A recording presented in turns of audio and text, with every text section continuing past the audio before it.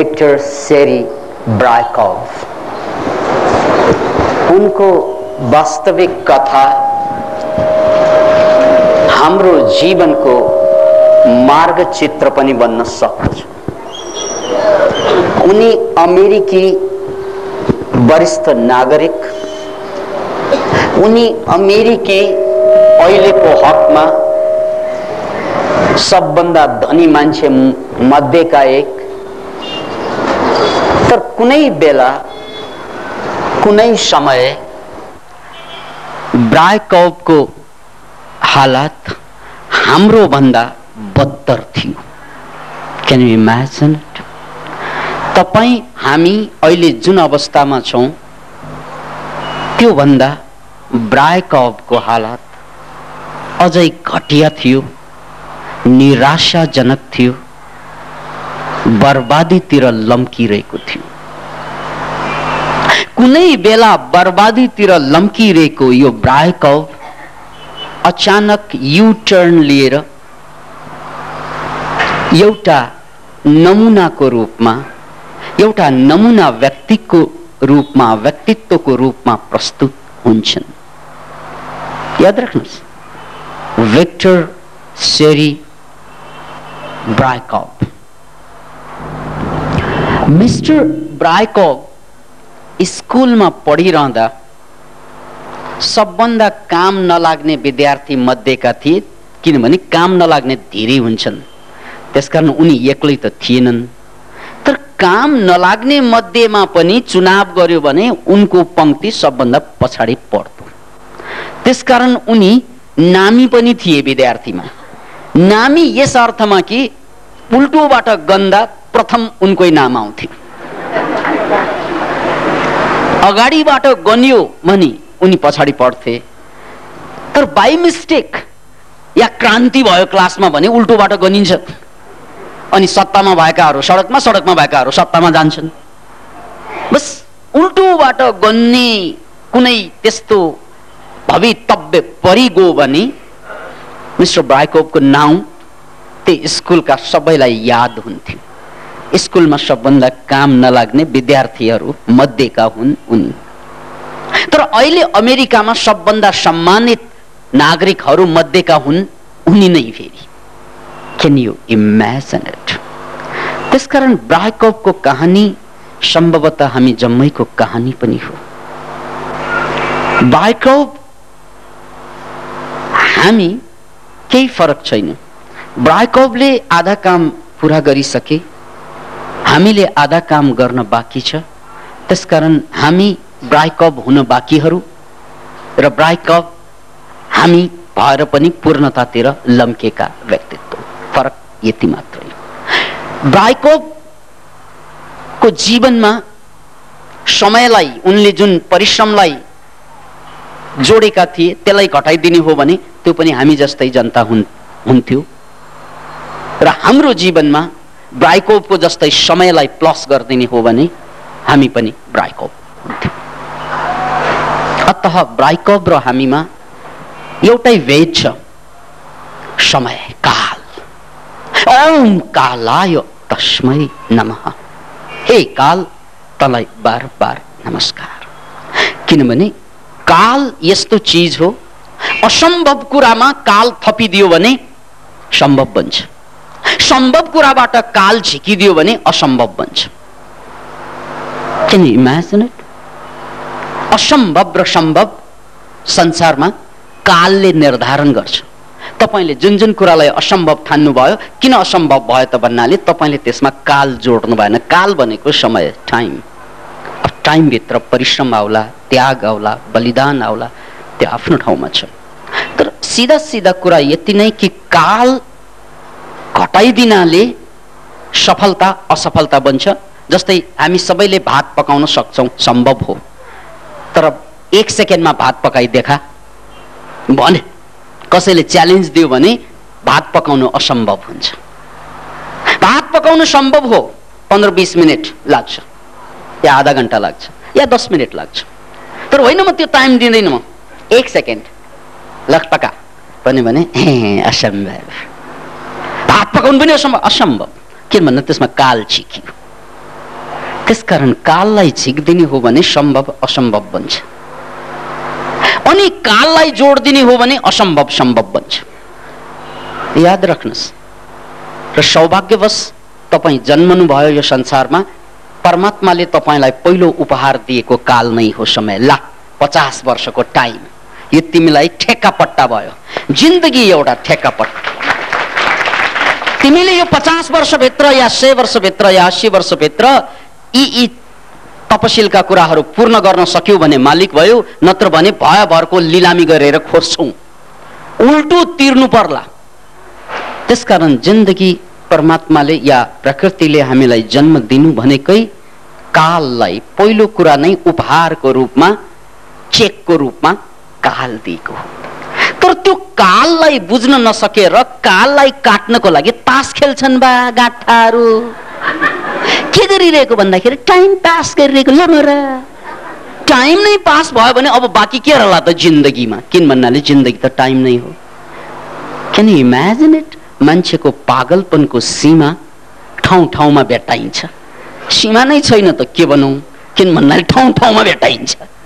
ठाउँ ठाउँमा पागलपनको 10 गजा भेटाइहाल्छ। उता पनि पागलपन, यता पनि पागलपन, जताततै पागलपन। किन भन्नाले कतै मान्छे तास खेलेर काललाई बर्बाद गरिदिन्छन्, बिताइदिन्छन्।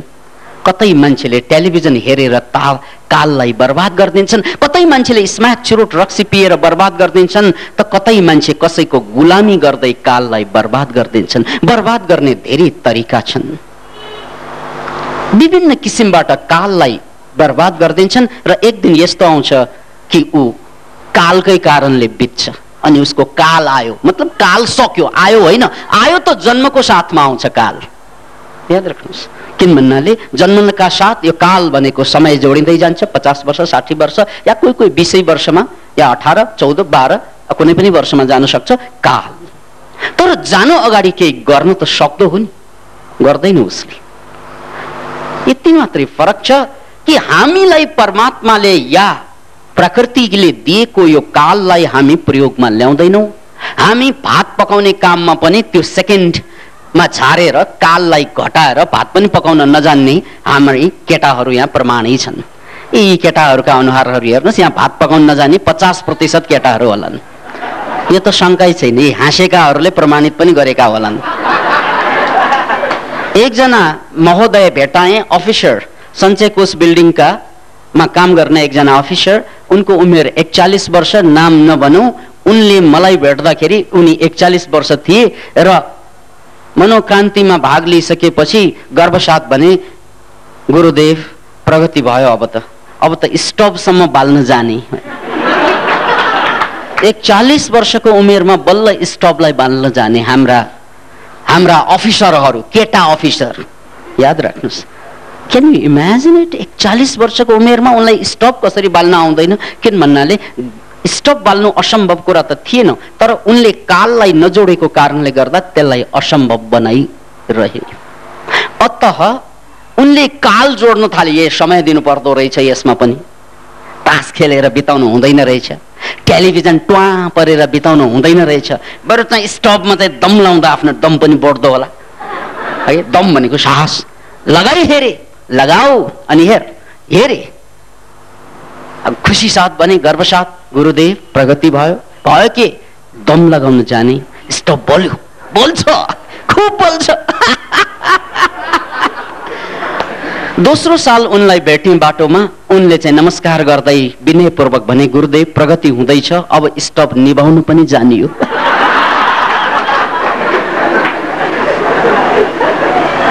यार स्टोभ बाल्नु त आयो, तर निभाउनलाई 1 वर्ष लाग्यो। Can you imagine it? 1 वर्ष लाग्दैन, त्यो काललाई नजोडेकोले हो, वास्ता नगरेकोले हो। त्यसकारण आज तपाईको जिन्दगी जहाँ पुग्नु पर्ने हो त्यहाँ पुगिरहेको छैन र जहाँ पुग्नै पर्दैन थियो त्यहाँ अड्किरहेको छ, हलोको गोरु जस्तै। जति घुमौं आखिर मियो त त्यही छ, त्यहाँबाट माथि जान सकेन।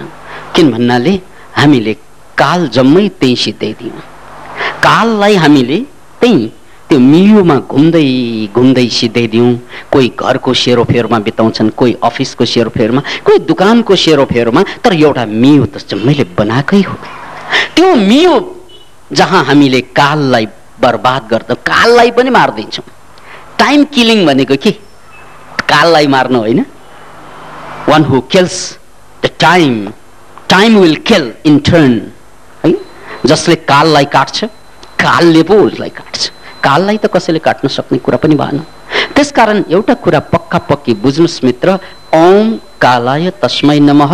जीवनको सबभन्दा ठुलो धन काल नै हो र यो काललाई हामीले जहाँ जोडिन्छ त्यहाँबाट जिन्दगी बदल्न सुरु हुन्छ सफलतातिर।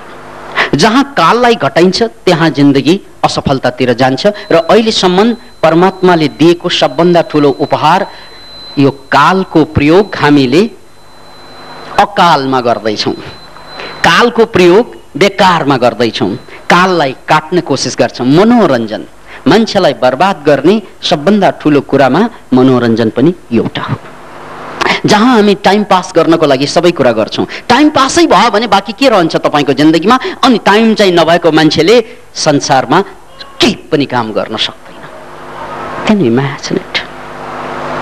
अतः म ब्रायकॉवको कुरा गर्दैछु।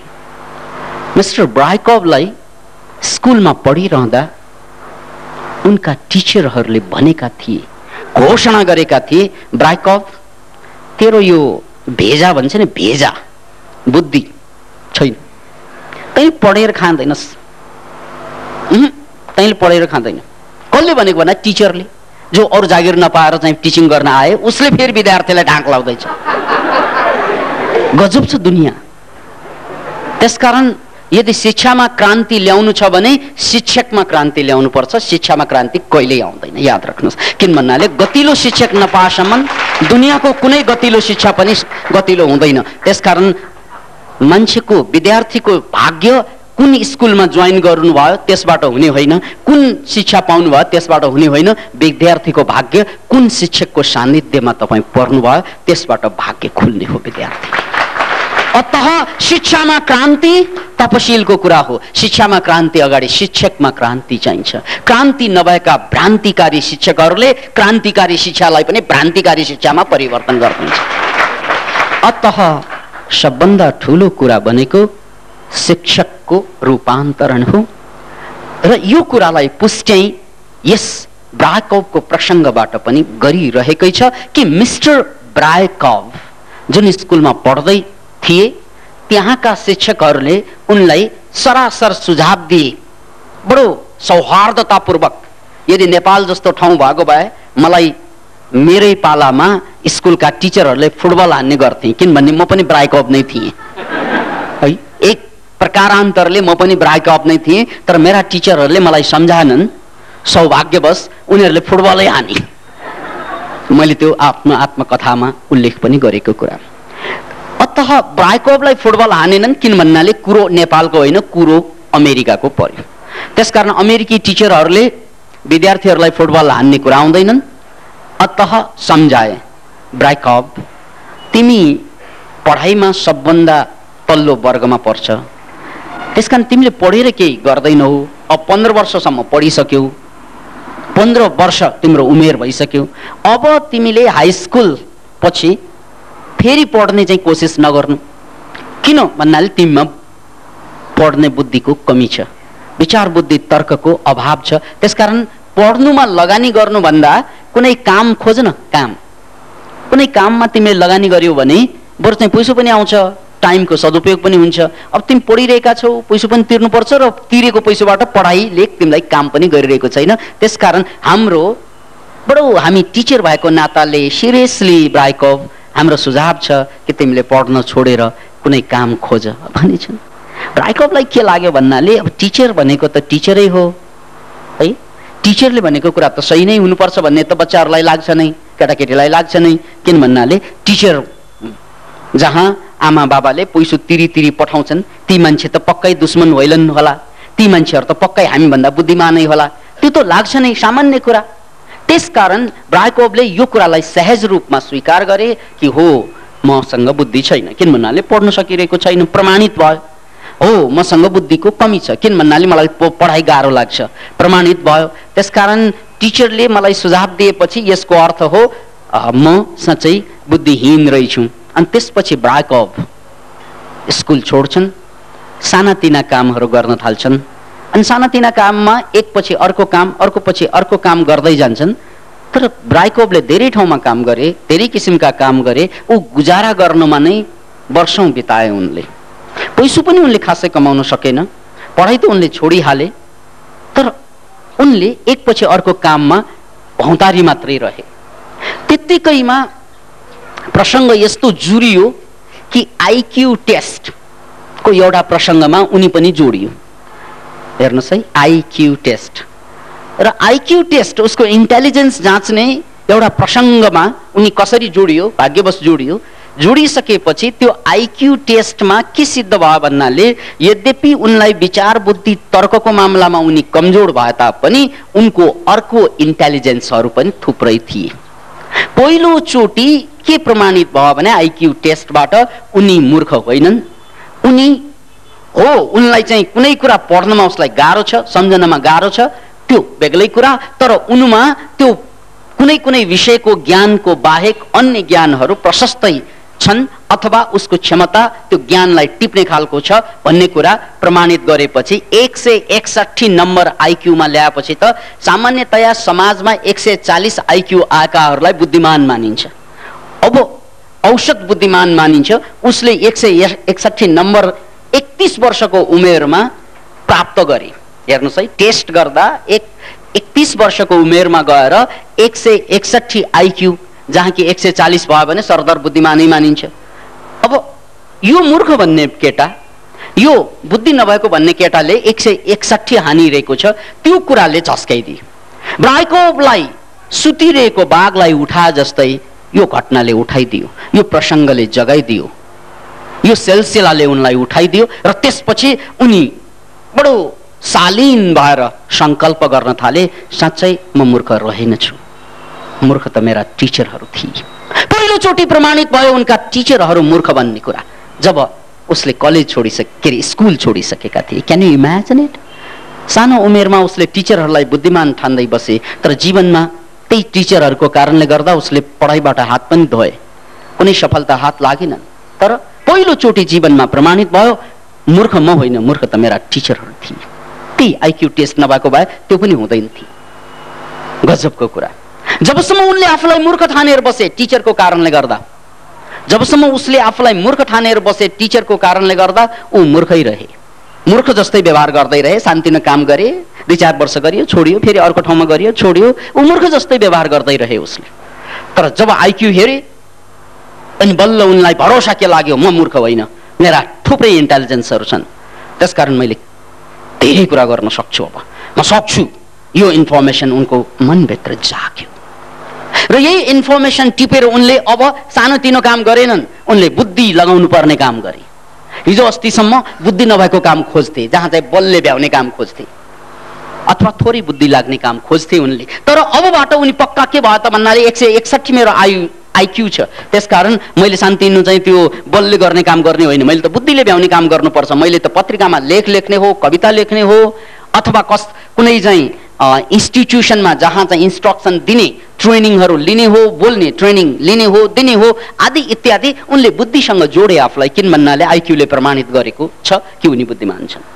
त्यसपछि उनले 15 वर्षसम्म आफूलाई मूर्ख साबित गरिसकेका मान्छेले टिचरको कारणले 15 वर्षपछि आफूलाई बुद्धिमान साबित गर्न अब बुद्धिमत्तासँग जोड्न थाले आफूलाई।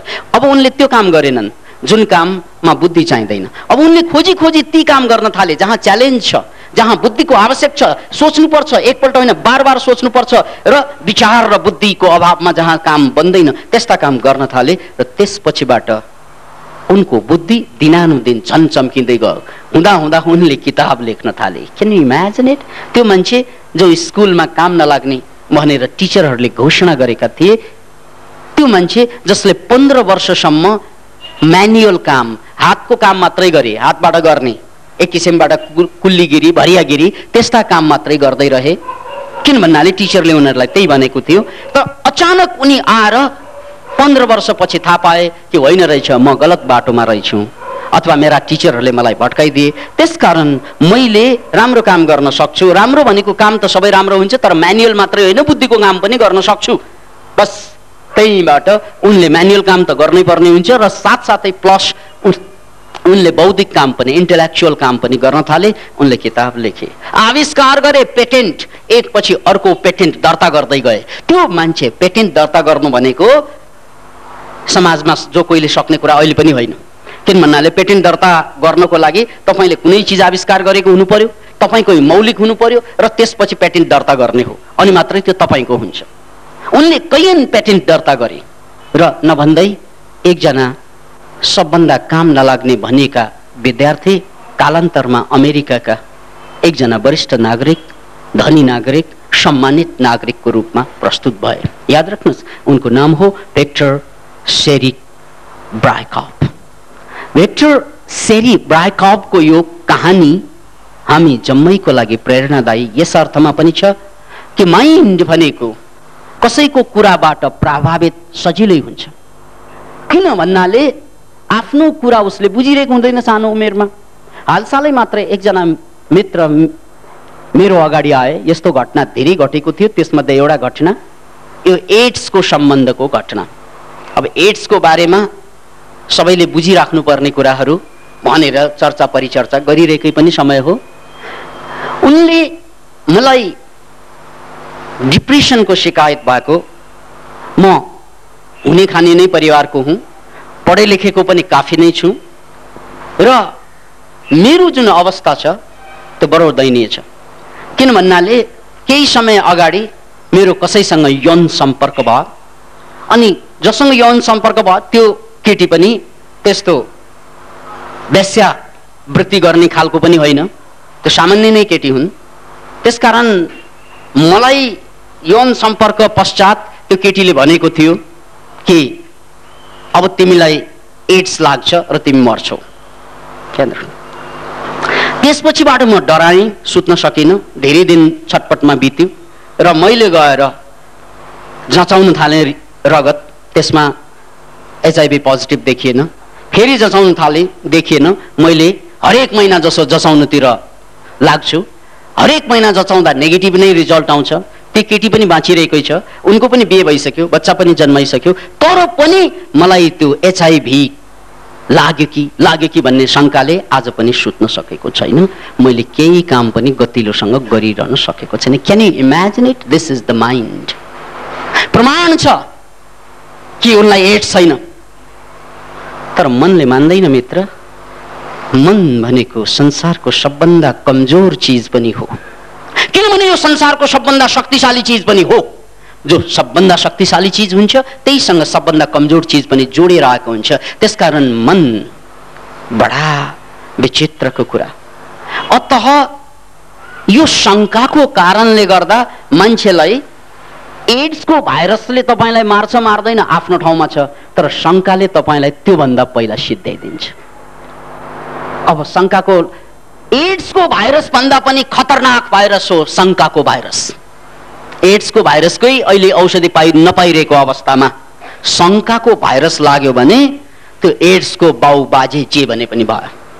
अतः दुईवटा घटनालाई तुलनात्मक रूपमा अध्ययन गर्नुस्, चिन्तन मनन गर्नुस्। एउटा घटनामा एउटा केटालाई मूर्ख भने थियो र 15 वर्षसम्म ऊ सामान्य मूर्खै काम गर्दै रहे र उनले अरू कुनै, त्यो बेला पनि उनले किताब लेख्न सक्थे, लेखेनन्।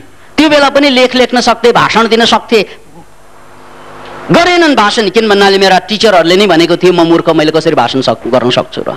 मेरा टिचरहरूले नै भनेका थिए कि ममा बुद्धि कमी छ, मैले कसरी किताब लेख्न सक्छु र। ऊ यस्तै रहे।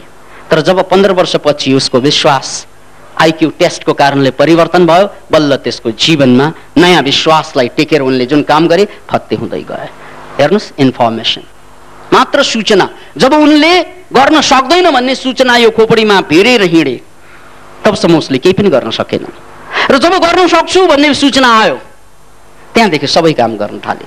त्यसकारण तपाईँ हाम्रो खोपडीमा पनि त्यस्तै सूचना कुनै केटीहरूले भरिदिएको होला, अहिलेको केसमा जस्तै, कुनै टिचरले भरिदिएको होला, हुँदा हुँदा आमा बाबाले नै भर्दिन्छ, ए त मूर्ख तैँले केही गरी खाँदैनस् छोरा, तेरो ताल मैले बुझ्छु। ल पहिलो भर्ने काम, मूर्ख छोराछोरीलाई बनाउने काम आमा बाबाले नै गर्छन्। किनभने सानैदेखि हप्काउँदा मूर्ख भन्छ। अब बारम्बार मूर्ख भनेपछि छोराछोरीलाई लाग्छ हो कि म पनि मूर्ख। मातृदेवो भव पितृदेवो भव, त्यसकारण माता पिताले भन्नुभएको होला नै अब देवताले भनेको। Can you imagine it? बेवकूफ, मूर्ख, तिमीले गर्न सक्दैनौ भन्ने बारम्बार बारम्बार, एकपल्ट होइन, त्यो नाजुक ब्रेनमा 7 वर्षसम्म त उसको उनले साइकोलोजिकल उनको एजै 7 वर्ष हुँदासम्म त उनले अरूको एंगलबाट हेर्न पनि नसकेको अवस्थामा त मूर्ख छस्, त मूर्ख छस्, तैँले केही पनि गर्न सक्दैनस्, त खत्तम छस् भन्ने बार बार सूचना गयो भने अनि त्यो सूचनाको पुँजी बनाएर 4 जनाको अगाडि बोल्ने डर उनलाई किन लाग्छ त भन्नाले आमा बाबाको कुरा त्यहाँ रेकर्ड छ कि सफ्टवेयरको काम गर्छ। बोल्न खोज्छ, आमा बाबाको यादै नआए पनि काम गरिहाल्छ, ब्लकेज, बोल्न सक्दैन।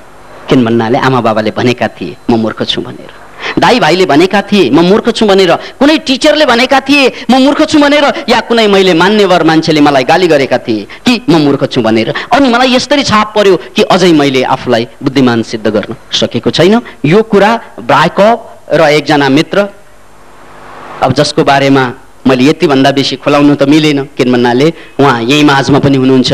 त्यसकारण यति कुरा बुझ्नुहोस् कि जब तपाईको यो खोपडीले सूचना दिन्छ नि म बर्बाद भएँ, मलाई एड्स लाग्छ कि लाग्छ, एड्स लाग्नु पर्दैन तपाईलाई सिद्ध्याउनको लागि, एड्स भन्दा खतरनाक हुन्छ शंका।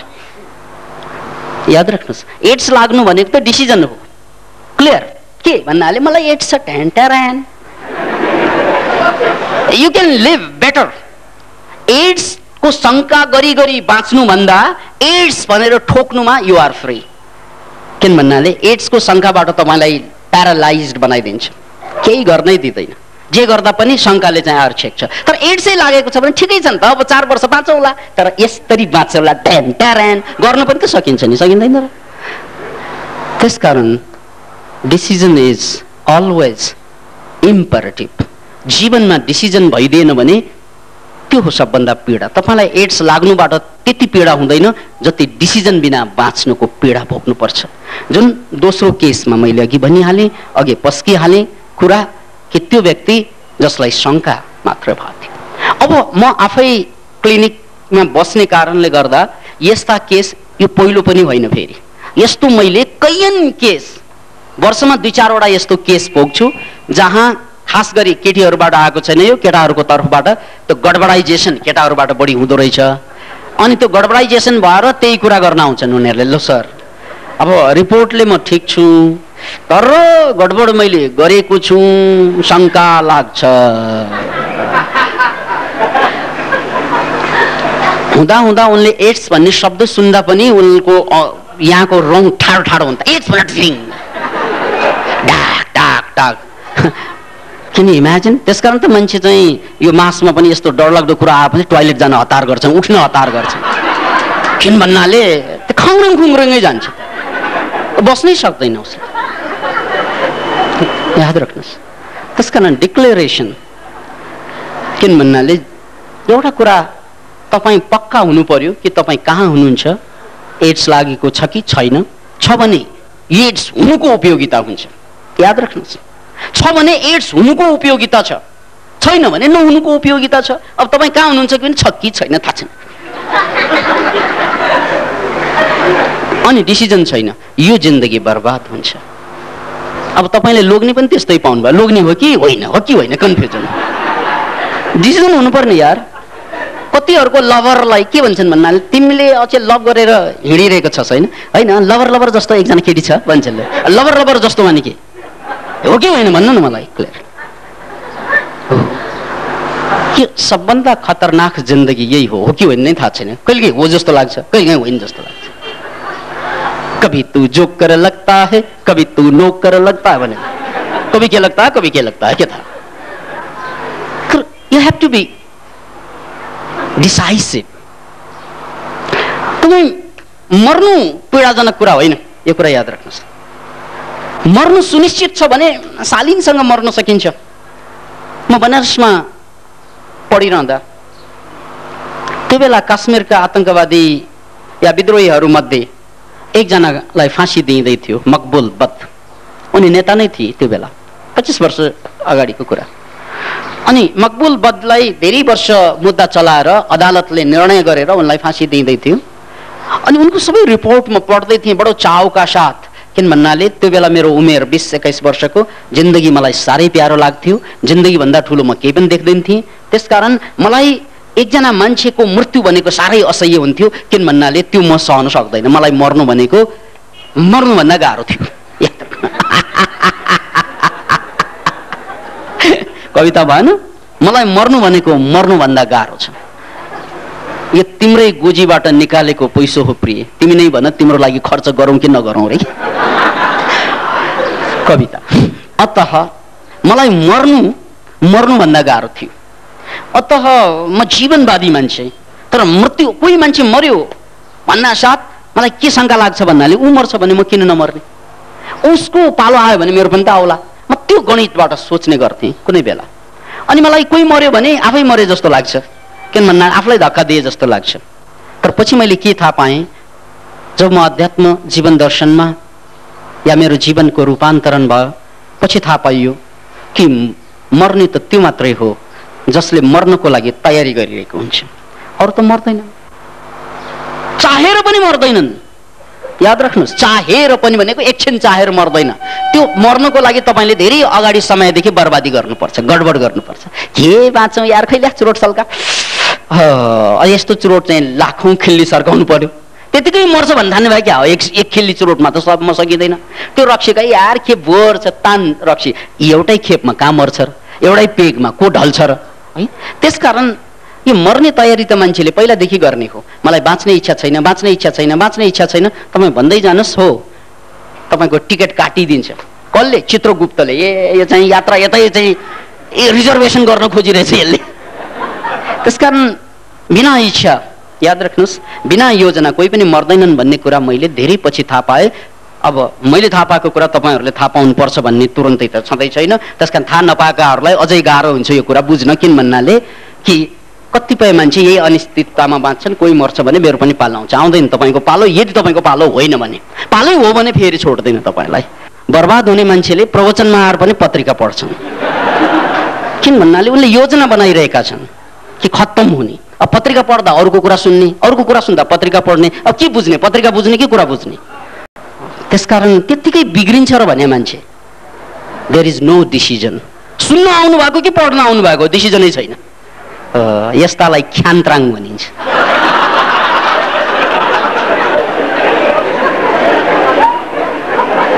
अतः जिन्दगी मान्छे बर्बादीको कहानी आफैले लेख्ने हो, अरूले गर्ने होइन। त्यो बाउ आमा दाई भाइले भन्नु भनेको ठुलो कुरा होइन, त उनीहरूले त भनिरहने कुरा भयो। तर तपाईँको डिसिजन छ कि छैन। मैले तपाईँलाई बडो शालीन उदाहरण दिएको थिएँ र त्यो उदाहरणबाट ब्राइकोभले जसरी आफूलाई बदल्ने एउटा मेसो पाए, त्यस्तै मेसो तपाईँ हामीले पनि पाउनुपर्ने हुन्छ। कि मेसो यही कि म जहाँ छु, जुन अवस्थामा छु, त्यसको मलाई डिसिजन चाहियो, म क्लियर हुनु पर्यो। त्यसकारण मलाई पहिला मर्ने भनेपछि साह्रै साह्रै डर लाग्दो, पीडाजन्य हुन्थ्यो। यार अर्कोले फोन गरिरहनु भएको छ, हेर्नुहोस्। यार यो देशलाई धेरै शहीदहरूको आवश्यकता छ कि।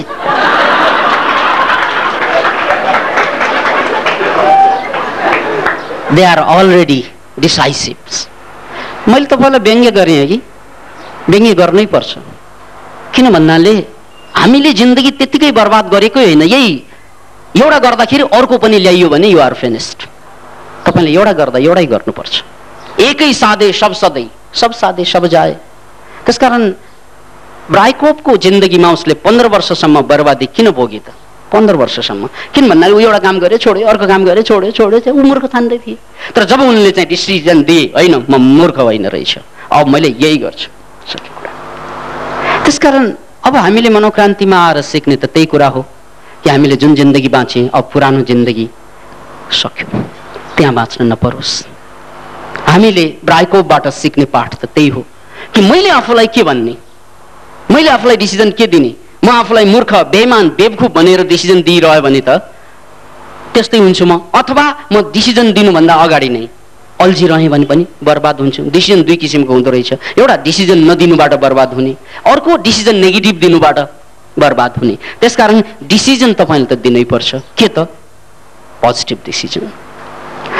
त मैले मृत्युको कुरा गरिरहेको थिएँ। त्यसकारण मान्छे मकबुल बदको कहानीलाई हेरेर मैले त्यो बेला के ठम्याएँ भन्नाले मकबुल बदलाई चाहिँ फाँसी दिन लगिरहँदाखेरि उनी दुखी थिएनन्, उनी शालीन थिए। उनले बिस्तारै जेलमा गए र जेल जहाँ उनलाई झुन्ड्याइन्थ्यो त्यहाँ गएर उनले पानीबाट अनुहार धोए, भगवानलाई सम्झे, अल्लाहलाई सम्झे, प्रार्थना गरे र शालीनताका साथ आफै गएर फाँसी लगाए है। र त्यही भने हामी बच्न सक्थ्यौँ, तर हामीसँग पैसा नभएको कारणले मर्नु पर्यो। त्यति मात्रै भने। किन भन्नाले यो जति पनि यहाँका अधिकारी अफिसरहरू छन् जसले पैसा धेरै दिन सक्छन्, त्यो जतिसुकै आतंकवादी भए पनि उनीहरूलाई चाहिँ रिहा गरेकै छ। हामीमा पैसा नभएको कारणले मर्नु पर्यो, त्यति मात्रै उनले भने। तर आफैले फाँसी लगाएको देख्दा मजाले हाँस्छ भयो। I could not imagine. मैले सोच्नै सकिनँ त्यो घडीलाई। किन भन्नाले मृत्यु त्यति प्रेमपूर्वक सरलतापूर्वक वरण गर्न सक्ला। र मैले त के सोच्थेँ भन्नाले ल तँलाई फाँसी दिन्छु भनेपछि त छटपट्टि आगोमा पोलेको मान्छे जस्तो गर्नुपर्ने होला जस्तो लागेको थियो। तर त्यहाँ त यति शालीन मानव ऊ चाहिँ मामा घरमा जाँदै जस्तै है, या कुनै प्लेनमा चढेर अर्को लोकको यात्रा गर्दै जस्तै बडो शालीनताका साथ आफूलाई मकबुल बदले फाँसीमा चढाएको देख्दा मलाई शङ्का लाग्यो कि मान्छे मृत्युदेखि नडराउने किन। अनि त्यो कुराको जवाफ म त्यो बेला पाउन सकिरहेको थिइनँ। किन भन्नाले मेरो उमेरले पनि त्यो कुरा बुझ्ने भएन र मलाई त्यसरी बुझाउने वातावरण पनि रहेन। तर पछि आएर मैले के बुझेँ भन्नाले that was the decision. Decision के त भन्नाले अदालतले तिमीलाई मृत्युदण्ड भनिसकेपछि अब म मर्छु, द्याट वाज डिसिजन। जब डिसिजन ठोकिन्छ मृत्यु सरल बन्दो रहेछ। Can you imagine it? हाम्रो एकजना साथीले जुन मोबाइलमा फोन गरिरहनु भयो नि, त्यो डिसिजन नभएकोले पहिल्यै ठोकेर आउनुपर्ने। यहाँ मोबाइलमा चलाउँदैन सक्यो कुरा, यहाँ पत्रिका पढ्दैन सक्यो कुरा। डिसिजन नभएपछि यहाँ पनि त्यही गर्छ। सही, यो जम्मै बर्बादीको कारण के त भन्नाले lack of decision. So decide yourself. तपाईँले आफूलाई डिसाइड गर्नै पर्छ कि म यति वर्षभित्र यहाँ पुगेरै छाड्छु। किन भन्नाले म यसकै लागि जन्मेको। त्यो डिसिजन गर्न साथ तपाईँको ब्रेनबाट वेभ निस्कन्छ। दिस वेभ, अब वेभको कुरा पनि सुन्नुहोस्।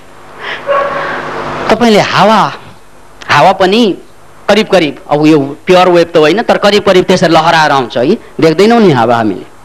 हावा भनेको के? यस झ्याप्पो समाउँदैन, सुन्दाखेरि अलिअलि पसे जस्तो हुन्छ है।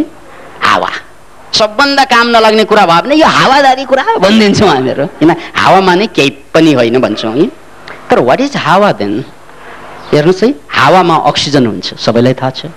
हावामा कार्बन पनि हुन्छ, सबैलाई थाहा छ। अक्सिजन हुन्छ, कार्बन हुन्छ, हावामा हाइड्रोजन हुन्छ, नाइट्रोजन हुन्छ। याद राख्नुहोस्, यो हाइड्रोजन, यो नाइट्रोजन, यो अक्सिजन भनेको सबै के त भन्नाले के हो? तत्त्वहरू। हाइड्रोजन, अक्सिजन, नाइट्रोजन आँखाले देख्ने तत्त्व होइनन्, त्यो जम्मै मिलेर हावा बनिरहेको छ।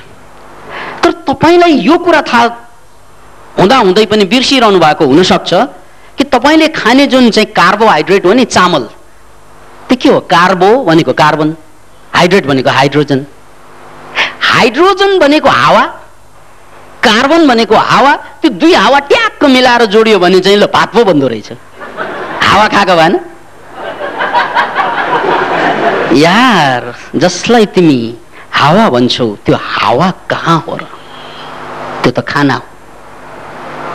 एउटा परिस्थिति परिवर्तन भयो भने हावा खाना बन्छ। तपाईँले जसलाई चाहिँ प्रोटिन भन्नुहुन्छ त्यो पनि के त? त्यसमा नाइट्रोजन हुन्छ। त्यो प्रोटिन भन्नु पनि त्यही हो, हावा। हावामा जे हुन्छ, कार्बोहाइड्रेट, प्रोटिन र फ्याट, यो तीनैवटा कुरा त्यो हाइड्रोजनमा भएका जुन तत्त्वहरू छन् त्यसले बनाउने कुरा हो। हेर्नुहोस् है, कतै हावा मासु बनेर बसेको छ, कतै हावा पानी बनेर बसेको छ, हाइड्रोजन है, H2O भनेर सबैलाई थाहा छ। कतै हावा खाना बनेर बसेको छ। हेर्नुहोस् है, कतै हावा मासु, कतै हावा पानी, कतै हावा कार्बोहाइड्रेट, कतै हावा फ्याट, तर हावै हो सबै कुरा। अब एउटै प्रश्न गर्नुहोस् तपाईले, त्यो हाइड्रोजन र अक्सिजन हावामा पनि छ, हावा भनेको हाइड्रोजन अक्सिजन पनि हो। हाइड्रोजन अक्सिजन कार्बोहाइड्रेट त्यही हाइड्रोजन र अक्सिजनै हो। कहिले ऊ चामल बन्छ या गहुँ बन्छ, कहिले ऊ हावा बन्छ त भन न यार, भन जस्तो लाग्ला तपाईलाई। हेर्न मनैलाई भनिरहेको होला कि भन न यो के हावा नै चामल, चामल नै हावा, चामल चामल हावा। त्यसकारण हाम्रा रिद्धि सिद्धि भएका ऋषिमुनिहरूले हुइक्क गर्न साथ भात आउँछ रे कि हातमा, त्यसलाई विद्या वायवीय विद्या भनिन्छ। याद राख्नुहोस् यो शब्दलाई, वायवीय विद्या। त्यो वायवीय विद्या भएकाहरूले त हावाबाट चाहिँ निकाल्न सकिन्छ, वाट स्वाट स्वाट। अनि त्यो निकालेको देख्दाखेरि यो ठट्टा होला अथवा झुटो होला, यो अन्धविश्वास होला, के होला के होला। तर साइन्टिफिकल्ली यो कुरा मिल्छ। किन भन्नाले तपाईँको खाना हावा नै हो, मात्र कन्डिसन चाहिन्छ तपाईँलाई। All you need a condition. कुन कन्डिसनमा चामल हावा बन्छ या हावा चामल बन्छ? हाम्रो मासु कुन कन्डिसनमा हावा बन्छ, कुन कन्डिसनमा यो मासु भएर चाहिँ ठोस बन्छ? बस कन्डिसनको कुरा हो, याद राख्नुहोस्। त्यसकारण यदि हाइड्रोजन अक्सिजनमा फ्रिक्वेन्सी बढ्दै गयो भने त्यो कार्बोहाइड्रेट बन्यो, नाइट्रोजनमा फ्रिक्वेन्सी बढ्दै गयो भने त्यो चाहिँ मासु बन्यो। मूल कुरो त फ्रिक्वेन्सीको कुरा हो। त्यसैले भौतिक र अभौतिक वस्तु, नदेखिने वस्तु र देखिने वस्तुको फरक के त? म अहिले गरिब छु, यो देखिने कुरा भयो। म अरबपति बन्न सक्छु, यो नदेखिने कुरा भयो, विश्वास लाग्दैन नदेखिने कुरामा। म खत्तम मूर्ख छु, यो देखिएको कुरा भयो। म यो देशको यो संसारको सबभन्दा बुद्धिमान मान्छे, यो नदेखिएको कुरा भयो। मैले केही पनि गर्न सक्दैन, यो देखेको कुरा, किन भन्नु नसकेको अहिलेसम्म है। अनि म जे पनि गर्न सक्छु, यो नदेखेको सत्य भयो। फेरि एकपल्ट यो कुरालाई खोपडीमा कुडेर जानुस्। तपाईँ आज जुन अवस्थामा जे अवस्थामा हुनुहुन्छ नि, त्यो हावा जस्तै हो, हावा। किन भन्नाले छन् त छ, तर फ्रिक्वेन्सी पुगिरहेको छैन कि ठोस हुनलाई। छन् त सबै छ, तर भएर पनि नभए जस्तो छ, हावा जस्तो। हावादारी मान्छे त्यो भनेको त्यही हो कि, त्यो खालि हावा गफ गर्छ। ल हावा भनेको तपाईँले त्यति ख्याल ठट्टा भन्नु भएको, 18 मिनट हावा बाहेक बाँचेर हेर अनि थाहा हुन्छ मरिसकेपछि ए हावा त खुवा भन्दा पनि ठुलो कर। त्यसैले त्यही हावा जहाँ फ्रिक्वेन्सी चाहिँ तपाईँ बढ्दै गयो भने फ्रिक्वेन्सीले वस्तुको निर्माण गर्छ। त्यस्तै तपाईँले जब सोच्नुहुन्छ दिमागले कुनै पनि कुरा नेगेटिभ पोजिटिभ, हो त्यो बारम्बार बारम्बार बारम्बार बारम्बार सोच्दै सोच्दै त्यसको फ्रिक्वेन्सी बढाउनुहुन्छ। खास गरी अनुभव जोड्यो भने अझै फ्रिक्वेन्सी बढ्छ। जस्तै म खत्तम भन्यो होइन, खत्तम भएको त्यहाँ अनुभव पनि जोड्यो भने त ठ्याक्कै खत्तम हुन्छ। किन भन्नाले फ्रिक्वेन्सी रकेटिङ हुन्छ। म बुद्धिमान भनेर मात्रै त बुद्धिमान हुँदैन, तर बुद्धिमान भएको परिणाम अथवा कुनै ठाउँ त्यस्तो भेटाएँ मैले, गरेको ठ्याक्कै मिल्यो, म बुद्धिमान हुँ भन्ने त्यहाँ ठोक्यो भने ठ्याक्कै चाहिँ तपाईँको फ्रिक्वेन्सी बढ्छ। देन यु आर रियली बुद्धिमान। याद राख्नुहोस्। त्यसकारण सबभन्दा ठुलो कुरा कर्मले प्रमाणित गर्ने हो। हामीले गोदावरीमा जुन एक्सपेरिमेन्ट गरिरहेका छौँ, एक्सपेरिमेन्ट भनौँ यो राष्ट्रको लागि, यो विश्वको लागि, कि यस्तो एउटा मान्छे जो पूर्णतातिर अगाडि बढिरहेको हुन्छ, जसले सबै कुरा गर्न सक्छ, सबै कुरा भनेको मतलब उसले घरको सेरोफेरोको सरसफाइदेखि लिएर डक्टरको काम पनि, वैज्ञानिकको काम पनि, सबै कुरा, राजनीतिको काम पनि, आध्यात्मिक काम पनि, सबै कुरा एक व्यक्तिले, all in one. Is it possible? अहिलेसम्म त्यस्तो नहोला, तर नभएको कुरालाई सिचुएसन चेन्ज भयो भने हुने हो। त्यसकारण हामीले त्यो सिचुएसन जुन क्रिएट गर्दैछौँ, जहाँ एकजना साधकले 40 दिनसम्म उपवास राख्छन्। अब सामान्यतया हाम्रो विचार के हुन्छ त भन्नाले मान्छेले धेरै नखायो भने त मरिहाल्छन् जस्तो लाग्छ, तर 21 दिन उपवास गरेर यो कुरालाई झुटो प्रमाणित गर्ने त कति हाम्रा साथीहरू यही पनि हुनुहुन्छ है, कि 21 दिन केही पनि नखाइकन बसे। अब 21 दिन एउटा फेज हो, जुन दिन तपाईँले 40 दिनसम्म पनि केही पनि नखाएर बस्नु सक्नुहुन्छ, त्यो बेला तपाईँको बुद्धि, ज्ञान, विचार ट्रान्सफर्मेसन हुनु, तपाईँ जसरी हावा ट्रान्सफर्मेसन भएर भात भए जस्तै, खाना भए जस्तै, पानी भए जस्तै तपाईँ पनि यो झोल झोल अनिश्चित जिन्दगीबाट निश्चिततातिर जाने त्यो निश्चित सुनिश्चित हुन्छ। त्यसकारण 40 दिनको उपवास, त्यो चाहे बुद्धको कुरा गरौँ या पाइथागोरसको कुरा गरौँ या त्यस्ता चाहिँ अन्य महात्माहरू, ज्ञानीहरू, बुद्ध, जिजस, पाइथागोरसदेखि लिएर प्रायले जीवनमा उपवास गरे, लामा लामा उपवास। किन लामा उपवास? लामा भनेको 40 दिनको सेरोफेरोमा। त्यति गर्दाखेरि के हुन्छ त भन्नाले तपाईँको पुरानो जिन्दगी, पुरानो विचार, पुरानो तर्क, यो सबै कुरा केमिकलबाट पनि प्रेरित भइरहेको छ। त्यो सबै कुरा तपाईँले खाएको भोजनबाट पनि प्रेरित भइरहेको छ। त्यो जम्मै कुरालाई गलाउँदै गलाउँदै गलाउँदै तपाईँलाई एउटा विशुद्ध फर्ममा ल्याउँछ। जसरी पानी 100 डिग्री उम्लेपछि 99 डिग्रीसम्म ऊ गुरगुर गुरगुर गुरगुर चलिरहेको हुन्छ। 100 डिग्रीमा कहाँ चल्छ? ऊ उडेर जान्छ। त्यही मात्रै बस्दैन, ऊ रूपान्तरण भयो। बस त्यस्तै। त्यसैले हामीले त्यस्ता एक्सपेरिमेन्टहरू जसबाट मान्छे संसारको जुनै कुना काप्चा जहाँ गएर पनि बाँच्न सक्ने। किनभने 40 दिन नखाएर बाँच्ने मान्छे त मर्दै मर्दैन। 4 दिन नखाएर तपाईँ सडकमा पर्नुहोस्, मान्छेहरूले हेर्नै सक्दैन, त्यो गजगज्याएर खुवाउन हुन्छ। खाना खाइहार हेर्नै सकेन, यो भोक मरी हामी हेर्न सक्दैनौँ। यो मान्छेको मात्र कुरा हो र यो राजनैतिक संस्थाको पनि कुरा त्यही हुन्छ। यदि नेपालमा भोकमरी भइदियो भने ऊ त्यहाँबाट पाकेट खाने कुराहरू आउन थाल्छन् है विदेशीहरूले। विदेशीहरूलाई त गाह्रो छ त्यो हेर्नु भने, स्वदेशीलाई त झनै गाह्रो हुन्छ। त्यसकारण तपाईँ जब यति क्षमता लिएर आत्मविश्वासका साथ म पानीमा मात्रै पनि बाँच्न सक्छु, जहाँ पानी हुँदैन पिसाबमा बाँच्न सक्छु, मर्ने कसरी यो मान्छे भन्नुहोस् त?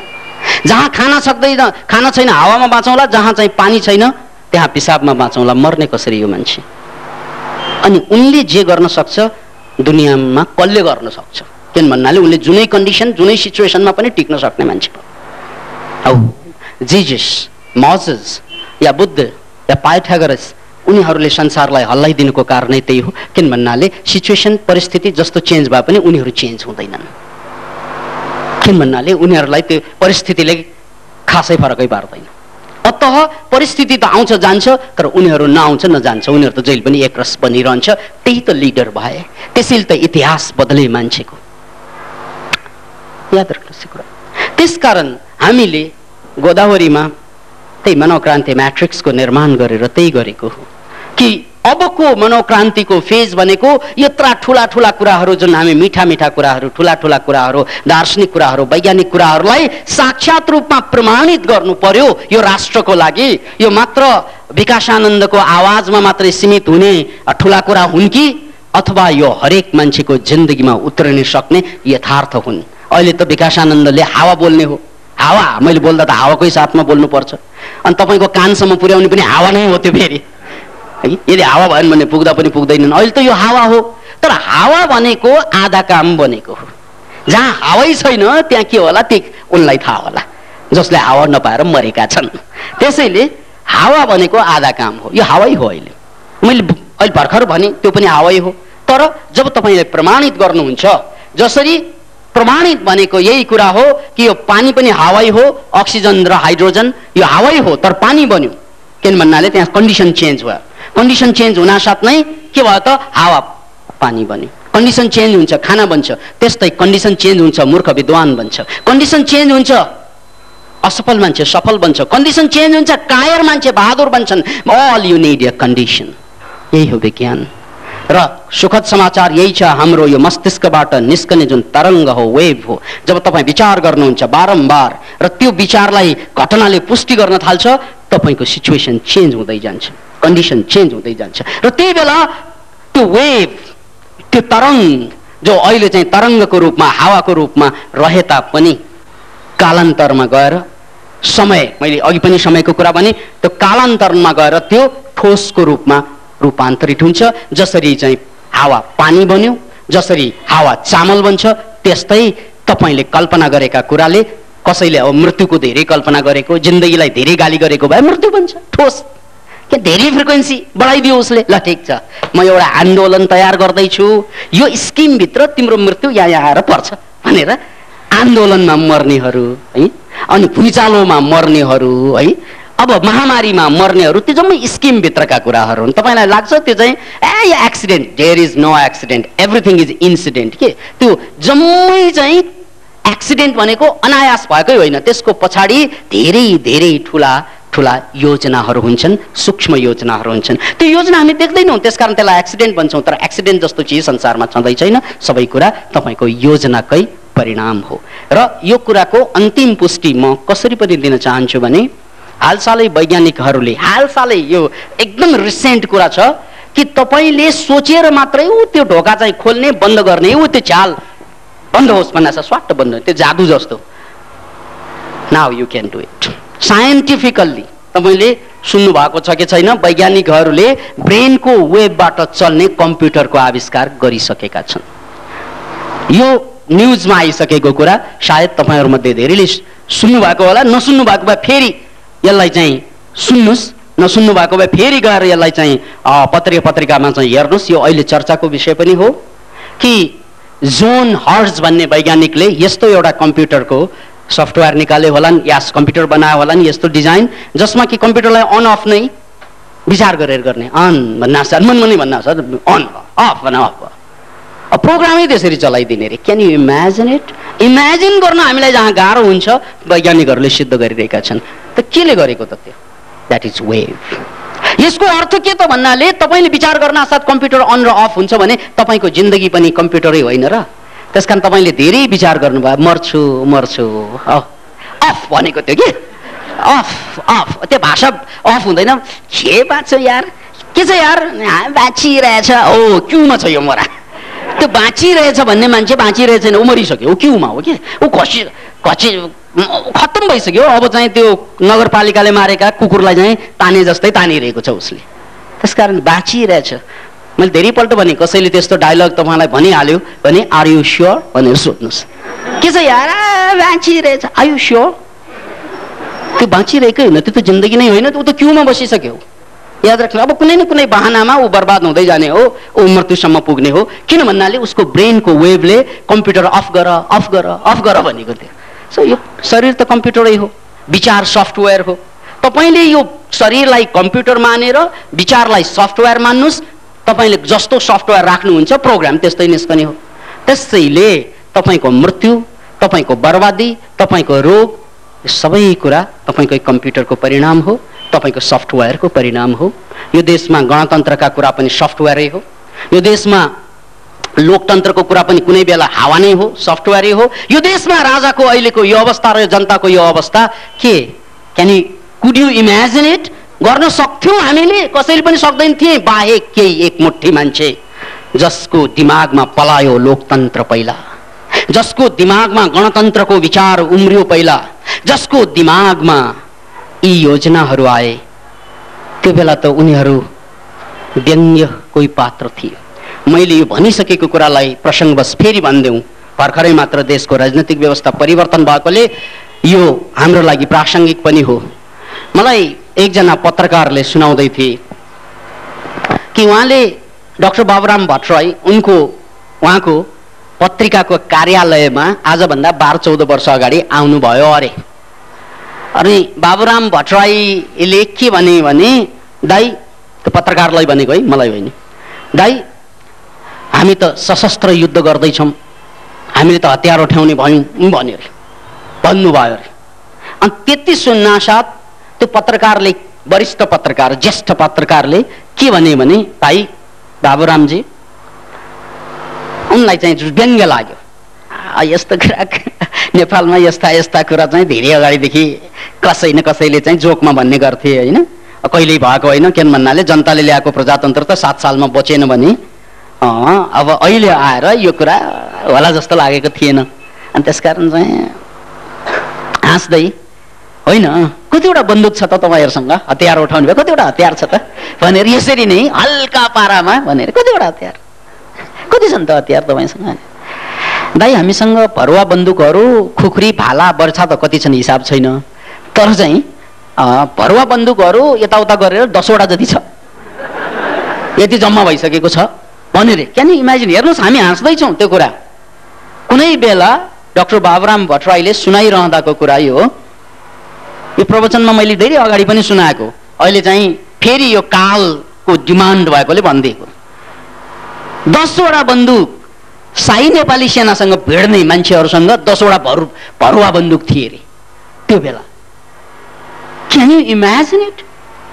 त्यो 10 वटा भरुवा बन्दुक भनेको केही नभएकै भए चरा मार्नलाई मात्रै ठिक हुन्थ्यो त्यो। तर त्यसले नेपालको शासन व्यवस्थालाई यसरी हल्लाइदियो त्यो 10 वटा भरुवा बन्दुकले। आज लाखौं बन्दुक चाहिँ चुपचाप बस्न बाध्य गराइदियो। Can you imagine it? What's that? त्यही हो, तिमी सोच्दै बस्छौ असम्भवका कुरा, म गर्दै जान्छु सम्भवका कुरा, फरक तिमी र ममा यही हो भनेको छ। तिमी ठुला ठुला कुरा सोच्छौ तर असम्भवका ठुला कुरा सोच्छौ। तिमी ठुला ठुला असम्भवका कुरा सोच्दै बस्छौ, म साना साना सम्भवका कुरा जोड्दै जान्छु, तिमी र ममा फरक यही हो। जहिले पनि इतिहासमा क्रान्तिवीरको डायलग त यही हुन्छ, मैले काव्यात्मक भाषामा भन्दिए मात्रै। याद राख्नुहोस्, हामी ठुला ठुला कुरा सोच्छौं र सानो काम छोड्छौं, उनीहरू साना काम गर्छन्, ठुला कुरा छोड्छन्, फरक यति मात्रै हो। ठुला कुरा गर्नु अहिलेको आवश्यकता होइन, अहिले त सानो कामबाट सुरु गर्नु हो, किन भन्नाले त्यही सानो काम जोडिँदै जोडिँदै ठुलो बन्ने न हो। त्यसैले बर्बाद हुने मान्छेहरू जहिले पनि ठुलो भाषा बोल्छन्, ठुलो सपना देख्छन् र काम भने केही पनि गर्दैनन्, फुट्टी गर्दैनन्। नेपालमा अहिलेसम्म बर्बाद भएका नेपाली जनतालाई बेवकूफ बनाइदिएका यस्तै मान्छेले हो, जसले कुरा ठुलै गर्छन्, काम फेटिकै गर्दैनन् या तुच्छ काम गर्छन्। त्योभन्दा त महान उनीहरू हुन् जसले चाहिँ ठुला कुरा त गरेनन् तर काम गरे साना सानै र त्यसलाई जोड्दै जोड्दै महान बनाए। या ती आर्किटेक्टहरू, ती अभियन्ताहरू जसले कुरा पनि ठुलै गरे र काम चाहिँ सानोबाट सुरु गरेर ठुलोमा परिणति दिए। यही हो 10 वटा भरुवा बन्दुकको करामत। आज यो राष्ट्रका कम्तीमा 2 लाख सेना छन्, अरे सेना र पुलिस गरेर 2 लाखमा 2 लाखवटा हतियार त कहीँ पनि गएनन्। त्यो 10 वटा भरुवा बन्दुकबाट सुरु भएको युद्धले यस्तो रूप लिएला, त्यो कथा थियो। यसलाई ओडिसी, यो त महाकाव्य बन्यो, महाकाव्य। किन भन्नाले महाकाव्य जहिले पनि तुच्छताबाट सुरु भएर उच्चतामा परिणत हुन्छ। यो एउटा महाकाव्य हो, जसरी महाभारत एउटा महाकाव्य हो, यो महानेपाल त सुरु भयो। याद राख्नुहोस्, हामीले अहिलेसम्म महाभारतबाट मात्रै धेरै रमाइलो गर्यौं, प्रेरणा लियौं। कुनै दिनमा गएर हामीले अब महानेपालबाट पनि प्रेरणा लिने दिन आउनेछ। कस्ता कस्ता पात्र कस्ता थिए, कस्ता कस्ता निस्के यो देशमा, यो महानेपालमा। प्रचण्ड जस्ता मान्छे, बाबुराम जस्ता मान्छे, हुँदा हुँदा राजा ज्ञानेन्द्र जस्ता मान्छे, हुँदा हुँदा राजा वीरेन्द्र जस्ता मान्छे, यी गजब गजबका पात्रहरू जो सत्तामा थिए, धुलिसात भए, जो ठुलोबाट थिए सत्तामा आएर बसे। ओहो, कति रोमाञ्चक कहानी होला यो Mahanepal. Can you imagine it? 1 से 1 दरछेरुवाहरू, कायरहरू कि पुलिस भन्ना साथ मुटु लुगलुग काप्नेहरूले ब्यारिकका ब्यारिक उडाइदिएको यो भन्दा ठुलो चाहिँ रमाइलो कहानीहरू केही होला र? यो भन्दा ठुलो नेपाली जनताको इज्जतको कहानी केही होला र? याद राख्नुहोस्, मैले अस्मिताको कुरा दोलखामा गएर चाहिँ सुनेको थिएँ। अस्मिता भन्ने त्यहाँको त्यो एरियालाई हेर्ने सम्भवतः इन्चार्ज होला।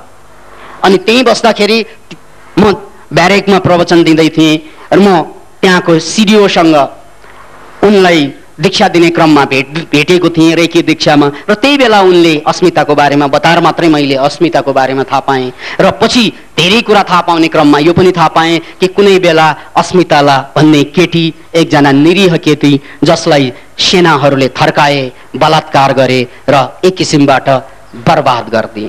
त्यो बर्बाद भएको, त्यो खरानी भइसकेको जिन्दगीलाई उनले सदुपयोग गरे र त्यही खरानीमा टेकेर अस्मिताले आफ्नो अस्मिता कायम गरेर अहिले भोलि गएर त उनले शासक बन्नेवाला छन्। याद राख्नुहोस्, त्यसकारण कोही मान्छे पुलिसको नामबाट, बन्दुकको नामबाट मुटु थर्किने केटीहरूले, आइमाईहरूले यो राष्ट्रको मुहार फेरि यो भन्दा ठुलो महाभारत जस्तै अझ त्योभन्दा अर्थपूर्ण रोमाञ्चकारी कुरा हुन सक्छ।